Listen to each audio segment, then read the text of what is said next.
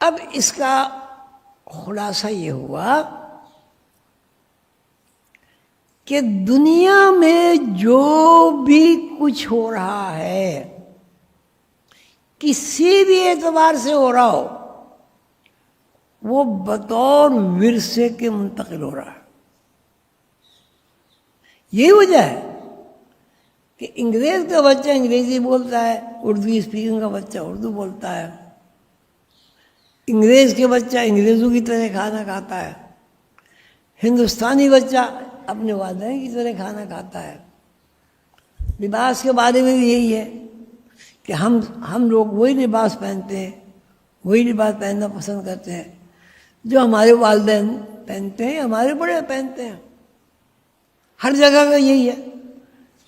تو اب بات کیا ہوئی کہ یہاں دنیا میں جو بھی کچھ منتقل ہو رہا ہے، جو بھی، وہ بطور ورثے کے منتقل ہو رہا ہے.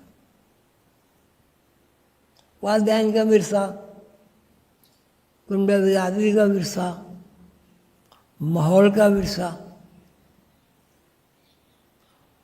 اور اس ورثے کے اوپر آدمی کی زندگی کی تعمیر ہوتی ہے.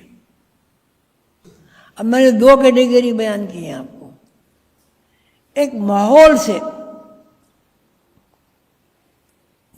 سے آدمی کو عادتیں، اطوار، خصلتیں منتقل ہوتی ہیں، اور ایک والدین سے منتقل ہوتی ہے. ابتدا والدین سے ہوتی ہے. تو کسی صاحب کو اس بات میں کچھ سمجھنا ہے، کوئی اعتراض کرنا ہے، کچھ یہی گھر میں تربیت آنے والے بچے ایک لاٹھی ہمارا یہ پیش ہوتی گئی ہوتی ہے تو مختلف ہوتا ہے. اسے کیا ہوتا ہے نہیں، وہ جو ماں باپ ہیں ان کے بھی مزاج مختلف نوع کے خیالات ہوں گے، مختلف قسم کے. کبھی غصہ آ جائے گا، کبھی نرم دل ہو جائے گا، کبھی بخیل ہو جائے گا، کبھی ہاتھ مزاج بن جائے گا، کبھی اتنا نرم مزاج ہو جائے گا کہ لوگ کہیں گے کمال ہے بھائی، اور کبھی اتنا سخت مزاج ہو جائے گا. والدین میں جو بات وہی ہے کہ بچہ جب پیدا ہوتا ہے، یہ بات میں اس کو سمجھانا تو بہت غور سے سنیے گا، اس کے پیچھے بہت بڑی حکمت ہے کہ بچہ وہی سیکھتا ہے جو ماں باپ اس کو سکھاتے ہیں، اور ماں باپ اسے وہی سکھاتے ہیں جو وہ خود کرتے ہیں. جو حضرت ابراہیم علیہ السلام کی جو طرز فکر بیان ہو رہی ہے وہ اللہ کے مقرب بندوں کی طرز فکر بیان ہو رہی ہے کہ ابراہیم نے اپنا خواب سچا کر دکھایا. خواب کی بات ایسی ہے کہ ابراہیم علیہ السلام نے دیکھا تھا خواب، تو وہ کہتے تھے خواب خیال کی باتیں ہیں، لیکن ان کے اندر یقین کا ایسا پیٹرن موجود تھا کہ ان کا اللہ تعالیٰ نے فرمایا تو اللہ تعالیٰ ہی نے فرمایا. اور اس کی انہوں نے حضرت ابراہیم علیہ السلام نے تو بات پوری کر دی. قرآن میں ہے کہ ابراہیم نے اپنا خواب سچا کر دکھایا. یہ دمبا آ گیا اور اللہ تعالیٰ کی رحمت ہو گئی تو بات کی بات ہے. ان کے ذہن میں یہ نہیں تھا کہ وہ یہ بھی کہہ سکتے تھے میں اس کی جگہ دمبا قربان کر دوں. پھر وہی ورثہ، یقین کا پیٹرن حضرت اسماعیل علیہ السلام کے اندر بھی موجود تھا. انہوں نے بھی یہ نہیں کہا کہ ابا یہ تو خواب خیال کی باتیں ہیں، آپ کو اللہ تعالیٰ جو حکم دے رہے ہیں کہ اپنے بیٹے کو ذبح کر دو، یہ تو خواب کی باتیں ہیں. حضرت اسماعیل علیہ السلام چونکہ برگزیدہ پیغمبر کے بیٹے ہیں، اس لیے ان کو بھی اتنا یقین حاصل تھا کہ میرے باپ نے جو خواب دیکھا وہ یقینی بات ہے، اللہ تعالیٰ کا فرمان ہی ہے، اللہ تعالیٰ کا ارشاد ہی ہے. اور دونوں نے پورا یقین کا مظاہرہ فرمایا. حضرت اسماعیل علیہ السلام نے بھی حضرت ابراہیم علیہ السلام نے بھی. دیکھیے یہ یقین کے اوپر بات ہے کہ حضرت ابراہیم علیہ السلام نے بغاوت کی اپنے باپ سے، چچا سے. یہ کیا بات ہوئی ہے؟ ایسے لوگوں کی کس طرح ہم عبادت کریں جو اپنی مکھی بھی نہیں اڑا سکتے، اپنا کوئی اختیار ہی نہیں رکھتے. ہمارے ہاتھوں سے بنا ہوا ہے، اپنے ہاتھوں سے بناتے ہیں اور اس کو کہتے ہیں خدا ہے. خود کماتے ہیں، پیسے لاتے ہیں، ان کے آگے حلوہ رکھتے ہیں، یہ کھاتے بھی نہیں ہیں اور کہتے ہیں ہمارا خدا ہے. انہوں نے کہا نا میں بیزاری کا اظہار کرتا ہوں، اللہ کے علاوہ کسی کو اللہ ماننے سے میں بیزاری کا اظہار کرتا ہوں. اب یہ حضرت ابراہیم علیہ السلام کی جو ذہنی طرز فکر ہے اور جو بطور ورثے کے ان کے بیٹے حضرت اسماعیل علیہ السلام کو منتقل ہوئی، وہ جو طرز فکر ہے وہ یقین کے اوپر قائم ہے. تو پھر اب یہاں ایک بات یہ بھی نکلتا ہے کہ اب آدمی کا یقین جو ہے وہ بھی کام کرتا ہے. اب ایک آدمی کا یقین باطل بھی ہو سکتا ہے، ایک آدمی کا یقین بھی ہو سکتا ہے. وہ اسے یقین سمجھ رہا ہے حالانکہ وہ باطل ہے. جیسے ابو لہب ہے، ابو جہل ہے، اور آپ کے سامنے مثالیں ہیں بہت ساری. اب اگر ماں باپ بااخلاق ہیں تو اولاد بھی بااخلاق ہوگی. اگر والدین بااخلاق ہیں، اولاد بااخلاق نہیں ہے، تو اس کا مطلب ہے والدین بھی بد اخلاق ہیں اور اس بچے کو ایسا ماحول میسر آیا ہے جہاں بد اخلاقی زیادہ ہے. نا آدھا ورثہ والدین کا اور خاندان کا ہوتا ہے اور آدھا ورثہ یہ جو ورثہ ہے یہ منتقل ہوتا ہے، والدین سے منتقل ہوتا ہے.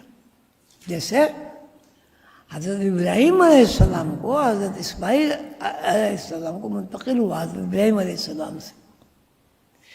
پھر یہ ورثہ منتقل ہوتے ہوتے پیغمبروں میں چلتا رہا اور آخر تک حضور صلی اللہ علیہ وسلم کو یہ ورثہ منتقل ہوا. اس میں ایک سوال ہے، یہ ورثہ، یہ استحکام، یقین کب منتقل ہوا؟ کب منتقل ہوا؟ جب والدین کے اندر یہ موجود تھا. یہ بات ہو گئی. اچھا اب دیکھیں، اب علم بھی ایک ورثہ ہے. مثلا ایک آدمی اپنے بچے کو کسی استاد کے پاس بٹھاتا ہے. اب استاد کہتا ہے الف بے جیم دال، اس کو آپ کیا کہیں گے؟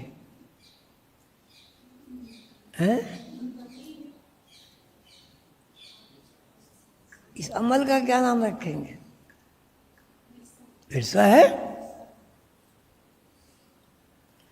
اب یہاں پہ دوسرا قانون یہ بنا، ورثے کے اوپر بلا چون و چرا یقین کرنا پڑے گا. اگر اس میں چون چرا آ گئی، کیوں، کیسے، کس طرح، کب، تو وہ ورثہ نہیں رہے گا اور نہ وہ ورثہ منتقل ہوگا.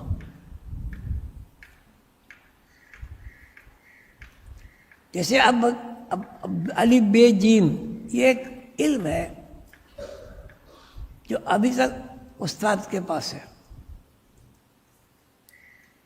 لیکن اس علم کو استاد کے پاس طلباء کا، طالبات کا ورثہ سمجھا جائے گا. جب استاد کہتا ہے الف بے جیم دال اور شاگرد اس کو قبول کرتا ہے تو وہ علم اسے منتقل ہوتا ہے، یعنی استاد کا ورثہ منتقل ہوا. ٹھیک ہے؟ استاد کا ورثہ شاگرد کو کب منتقل ہوتا؟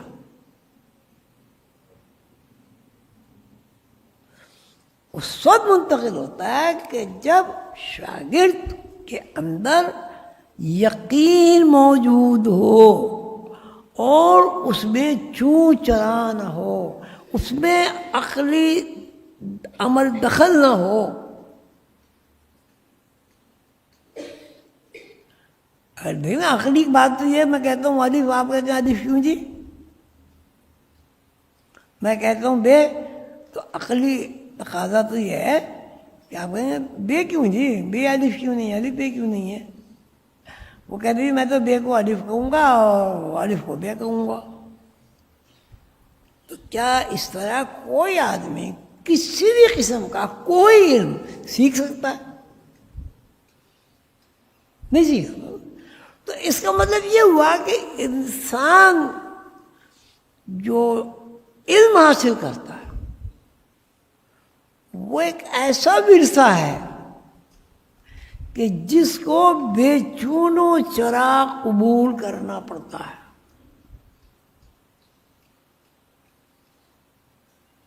اگر بے چون و چرا کوئی شاگرد استاد کی بات کو تسلیم نہ کرے تو وہ کبھی نہیں پڑھ سکتا. یا پڑھ سکتا ہے؟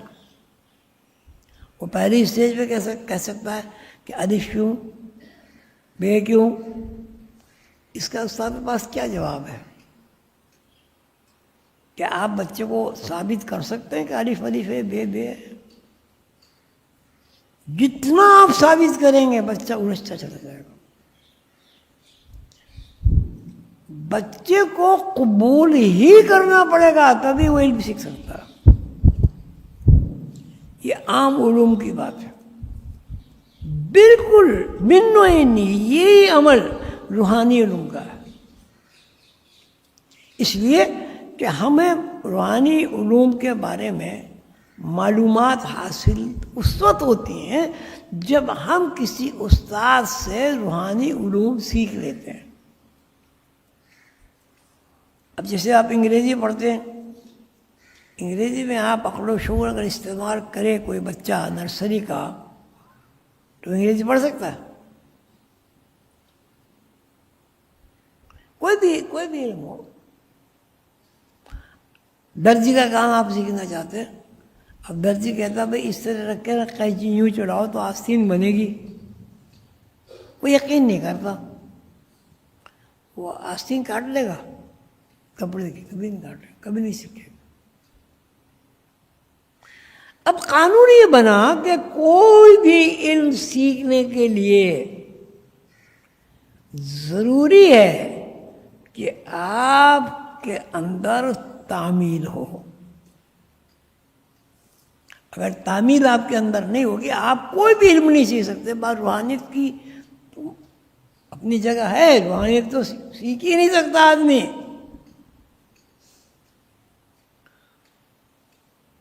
والراسخون فی العلم یقولون آمنا به کل من عند ربنا. اللہ تعالیٰ نے قرآن پاک میں فرمایا کہ جن لوگوں کو الہی علوم حاصل ہوتے ہیں وہ علم میں مستحکم، مضبوط اور باشعور ہوتے ہیں. یقولون، وہ کہتے ہیں، یقولون آمنا بھی، ہم اس بات پر ایمان ہے ہمارا، ہم اس بات پر یقین رکھتے ہیں کل من عند ربنا، کہ یہاں ہر چیز من جانب اللہ ہے. ہر چیز کل من عند ربنا، ہر چیز من جانب اللہ. اچھائی برائی یہ وہ. فمن یعمل مثقال ذرۃ خیرا یرہ ومن یعمل مثقال ذرۃ شرا یرہ. شر بھی اللہ کے طرف سے، خیر بھی اللہ کی طرف سے ہے. ہر آدمی کے اندر شر کو بھی تولا جاتا ہے، ہر آدمی کے اندر خیر کو بھی تولا جاتا ہے.